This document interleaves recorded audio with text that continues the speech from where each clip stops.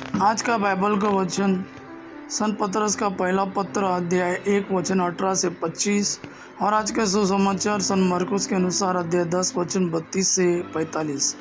सन पतरस का पहला पत्र अध्याय 1 वचन 18 से 25।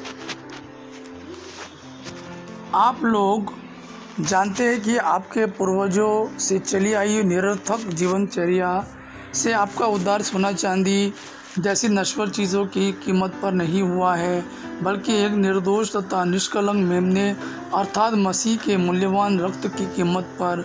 वह संसार की सृष्टि से पहले ही नियुक्त किए गए थे, किंतु समय के अंत में आपके लिए प्रकट हुए।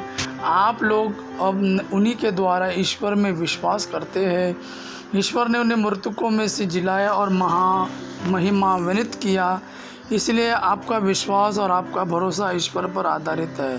आप लोगों ने आज्ञाकारी बनकर सत्य को स्वीकार किया और इस प्रकार अपनी आत्माओं को पवित्र कर लिया है। इसलिए अब आप लोगों को निष्कपट भातृभाव, सारे हृदय और सच्ची लगन से एक दूसरे को प्यार करना चाहिए। आपने दोबारा जन्म लिया है। आप लोगों का यह जन्म नश्वर जीवन तत्व से नहीं, बल्कि ईश्वर के जीवंत एवं शाश्वत वचन से हुआ है। क्योंकि लिखा है, समस्त शरीरधारी घास के सदृश है और उनका सौंदर्य घास के फूल की तरह। घास मुरझाती है और फूल झड़ता है, किंतु ईश्वर का वचन युग युगों तक बना रहता है। और यह वचन वह सुसमाचार है जो आपको सुनाया गया है। आज का सुसमाचार सन मरकुस के अनुसार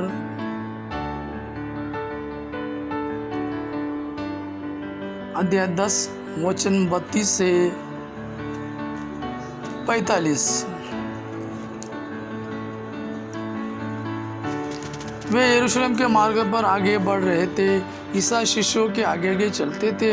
शिष्य बहुत घबराए हुए थे और पीछे आने वाले लोग भयभीत थे। ईसा 12 को फिर अलग ले जाकर उन्हें बताने लगे कि मुझ पर क्या क्या बीतेगी। देखो, हम यरूशलेम जा रहे हैं। मानव पुत्र महायाजकों और शास्त्रियों के हवाले कर दिया जाएगा। वे उसे प्राणदंड की आज्ञा सुनाकर गैर यहूदियों के हवाले कर देंगे। उसका उपवास करेंगे, उस पर थूकेंगे, उसे कोड़े लगाएंगे और मार डालेंगे, लेकिन तीसरे दिन वह जी उठेगा। जेबेदई के पुत्र याकूब और यूहन्ना ईसा के पास आकर बोले, गुरुवर, हमारी एक प्रार्थना है, आप उसे पूरा करें। ईसा ने उत्तर दिया, क्या चाहते हो, मैं तुम्हारे लिए क्या करूं? उन्होंने कहा, अपने राज्य की महिमा में हम दोनों को अपने साथ बैठने दीजिए, एक को अपने दाएं और एक को अपने बाएं। ईसा ने उनसे कहा, तुम नहीं जानते कि क्या मांग रहे हो। जो प्याला मुझे पीना है, क्या तुम उसे पी सकते हो?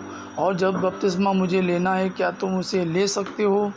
उन्होंने उत्तर दिया, हम यह कर सकते हैं। इस पर ईसा ने कहा, जो प्याला मुझे पीना है उसे तुम पियोगे, और जो बपतिस्मा मुझे लेना है उसे तुम लोगे, किंतु तुम्हें अपने दाएं या बाएं बैठने देने का अधिकार मेरा नहीं है। वे स्थान उन लोगों के लिए है जिनके लिए वे तैयार किए गए हैं। जब 10 प्रेरितों को यह मालूम हुआ तो वे याकूब और यूहन्ना पर क्रुद्ध हो गए।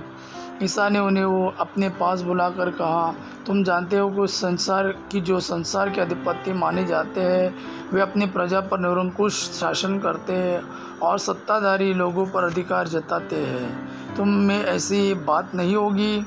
जो तुम लोगों में बड़ा होना चाहता है वह तुम्हारा सेवक बने, और जो तुम में प्रधान होना चाहता है वह सबका दास बने।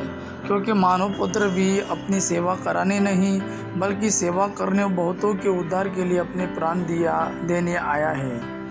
यह प्रभु का वाणी है। प्रभु को धन्यवाद। अब पिता की महिमा और पुत्र यीशु का प्रेम आप पर सदा सर्वदा बना रहे। आमीन।